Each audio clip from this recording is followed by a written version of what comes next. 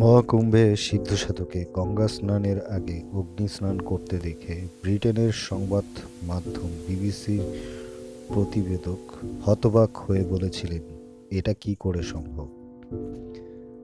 যে BBC channel সবসময় হিন্দু ধর্মকে অন্য ধর্মের তুলনায় ছোট করে দেখতে অভ্যস্ত, গতকাল সেই বিবিসি চ্যানেলই সারাদিন এই ঐশ্বরিক ঘটনার প্রচার করেছে।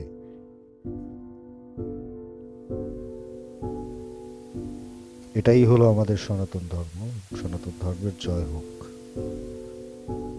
ভারতের উত্তরপ্রদেশ রাজ্যের শহর প্রয়াগরাজে সাবেক এলাহাবাদ শুরু হয়েছে পৃথিবীর ইতিহাসের সবচেয়ে বড় জনসমাগম মহাকুম্ভ মেলা। আজ সোমবার শুরু হওয়া এই মেলায় যোগ দিতে এরই মধ্যে শহরটিতে হাজির হয়েছেন লাখ লাখ মানুষ। ব্রিটিশ সংবাদ মাধ্যম বিবিসির প্রতিবেদন থেকে এ তথ্য জানা গেছে। প্রতি এক যুগ অর্থাৎ ১২ বছর পর পর এই মেলাটি অনুষ্ঠিত হয়। আজ সোমবার থেকে শুরু হয় এই মেলা, চলবে পরবর্তী ৬ সপ্তাহ।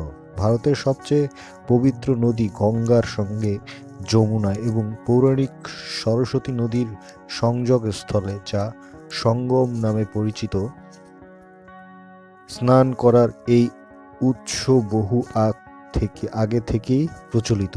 হিন্দুরা বিশ্বাস করেন পবিত্র নদীতে স্নান করলে পাপ মোচন হয়, আত্মা বিশুদ্ধ হয় এবং জন্ম মৃত্যুর চক্র থেকে মুক্তি লাভ করা যায়। কারণ হিন্দু ধর্মের চূড়ান্ত লক্ষ্য হল মোক্ষ লাভ। প্রায়